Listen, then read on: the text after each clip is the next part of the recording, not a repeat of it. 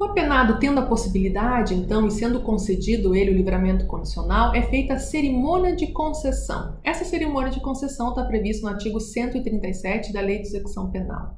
É uma cerimônia extremamente interessante, porque ela é uma cerimônia solene, onde a sentença é lida para o liberado na presença dos demais condenados, ainda na presença do Conselho Penitenciário. Lá, o diretor do estabelecimento prisional ele vai ler todo esse livramento condicional, ele vai dar uma aula de sursi para todos ali presentes. Ele vai dizer para o liberado, o que ele atingiu os requisitos e vai dizer qual é, para que os outros que estão ali presentes, percebam que também há a possibilidade deles terem esse livramento, para que eles se entusiasmem em ver um colega saindo em liberdade pela porta da frente.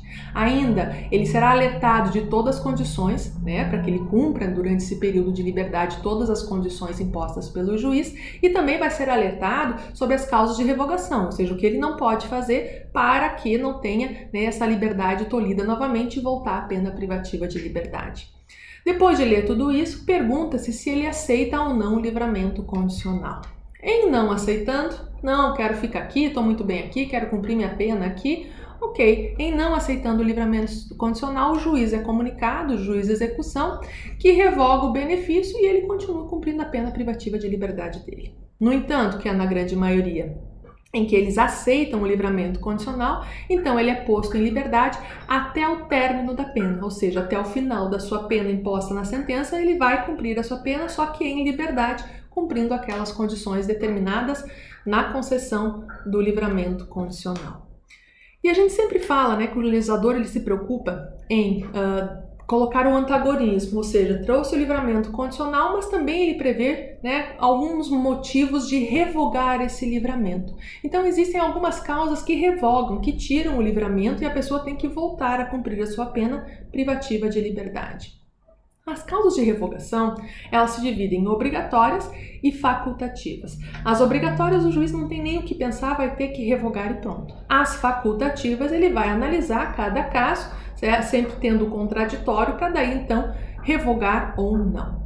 As causas de revogação obrigatória, elas se dividem em duas, Na verdade é uma, só que tem um detalhezinho que diferencia uma da outra. Então, as causas de revogação obrigatória é quando tiver uma condenação irrecorrível a uma pena privativa de liberdade por crime praticado antes do benefício, ou seja, ele praticou um crime antes de receber o livramento condicional. O juiz, quando foi determinar o livramento condicional, sabe desse processo que está rolando. Então, se houver uma condenação irrecorrível, transitada em julgado a uma pena privativa de liberdade por crime praticado antes do benefício, é causa de revogação obrigatória. Por quê? Se ele tem uma pena privativa de liberdade a ser executada, como é que ele pode cumprir o livramento condicional? Ele não consegue estar em dois lugares ao mesmo tempo. A questão do crime ser praticado antes do benefício vai se tratar das consequências disso. E a segunda, então, é condenação irrecorrível por pena privativa de liberdade, mas para o crime cometido durante o benefício do livramento condicional. Também é causa de revogação obrigatória. Mas esse crime ter sido praticado antes do benefício ou durante o benefício vai resultar em consequências distintas que nós vamos ver daqui a pouquinho. Mas uma revogação, ou melhor, uma revogação obrigatória, nós temos uma condenação irrecorrível, transitada em julgado a uma pena privativa de liberdade. Pois bem, as causas de revogação facultativa é quando nós temos uma condenação irrecorrível, também transitada em julgado, por crimes ou contravenção onde a pena não seja privativa de liberdade, quais sejam pena de multa ou restritiva de direito. Aí o juiz ele vai analisar se revoga ou não, porque ele tem como cumprir o livramento condicional e uma pena de multa? Tem. Ele tem como cumprir o livramento condicional e uma restritiva de direito de prestação de serviço à comunidade? Tem. Então aí é facultativo, o juiz vai analisar se ele merece ou não, certo? Independente de quando o crime for cometido. Na condenação irrecorrível à pena privativa de liberdade, quando for o momento do acontecimento do crime é importante para as consequências, na facultativa não, certo? E a outra forma de revogação facultativa é quando o condenado descumpre aquelas condições impostas pelo juiz. Então, aquelas condições de não sair da comarca, ou então de se mudar de residência, avisar, de comparecer periodicamente ao juiz para registrar suas atividades, etc., e ele descumprir alguma dessas condições, é causa de revogação facultativa. O juiz vai decidir se revoga ou não revoga o benefício. Se revoga, houve a revogação, volta a cumprir a pena privativa de liberdade E se não revogar, o juiz deve advertir e exacerbar as condições, certo?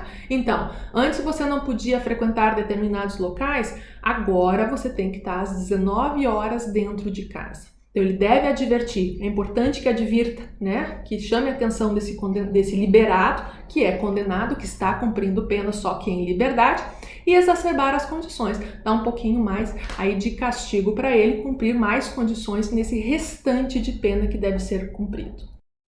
Para a revogação obrigatória, onde a pessoa foi condenada irrecorrivelmente a uma pena privativa de liberdade, então dependendo se o crime foi cometido antes do benefício ou depois do benefício, nós vamos ter os efeitos dessa revogação, que vai depender de quando o crime aconteceu. Então, quando o crime é praticado antes do benefício do livramento condicional, ou seja, antes do juiz analisar a possibilidade do livramento condicional, ele já sabe que está rolando um processo porque tem um crime anterior a esse benefício, um crime que ele cometeu antes do benefício do livramento condicional. Isso está no artigo 84 e no 141 da Lei de Execução Penal. Então, se o juiz, sabendo desse outro crime que aconteceu antes do benefício, ainda achou interessante, né, dar o livramento condicional e durante o livramento condicional houve o trânsito em julgado desse crime 2, ele não é considerado traidor, ele não traiu a confiança do juiz, porque o juiz ele deu o livramento condicional sabendo que o crime existia, só que calhou, né, de esse crime 2 transitar em julgado, o processo do crime 2 transitar em julgado durante o benefício do livramento condicional.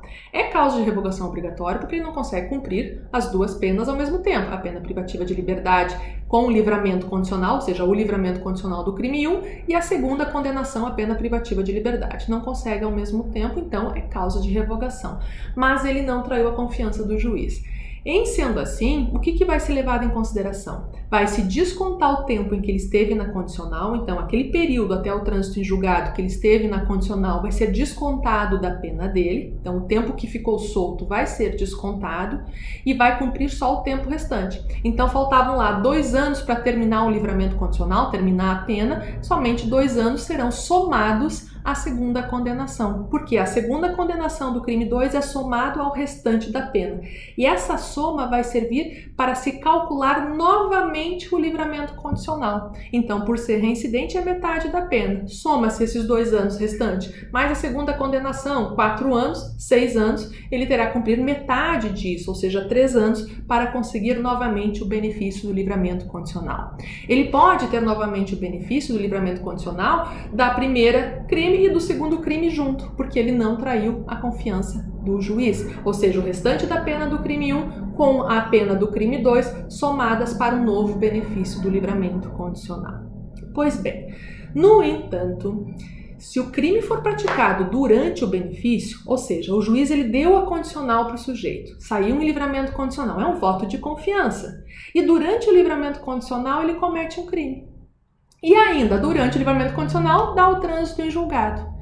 Nesse momento, o juiz entende que ele foi traído e aos traidores nada. Ele traiu a confiança do juiz. Ele deu o livramento condicional e ele cometeu um crime. E transitou em julgado durante o livramento condicional. É caso de revogação obrigatória, como nós falamos, mas nesse caso, por ser traidor, por trair a confiança do juiz, não se desconta o tempo em que esteve solto.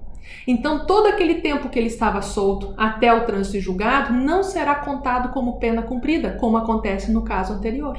Aqui nada, aos traidores nada, não se desconta o tempo. Então ele cumpriu um pedaço da pena, cumpriu 10 anos, ele tinha que cumprir mais 20 anos em livramento condicional, ele cumpriu desses 20 anos 10 e houve o trânsito em julgado, ele terá que cumprir todos os 20 anos do livramento condicional. Não se desconta esses 10 anos que ele ficou em livramento condicional. Não, ele terá que cumprir integralmente a pena do crime 1, integralmente a pena privativa de liberdade em privação de liberdade. Não se desconta o tempo em que ele esteve solto em livramento condicional. E ainda, não se considera a possibilidade de novamente o livramento condicional para aquele crime 1. Aquele ele perdeu todas as possibilidades, certo? Nova condicional só para o crime 2. E em sendo assim, não se somam as penas para o livramento condicional. Ou seja, ele tem que cumprir integralmente a pena do crime 1 e depois um pedaço, quanto já que é reincidente? Metade da pena do crime 2 para ter a possibilidade do benefício. Porque reincidente pode ter o benefício, mas nesse caso, por ter traído a confiança do juiz, o primeiro crime ele terá que cumprir integralmente.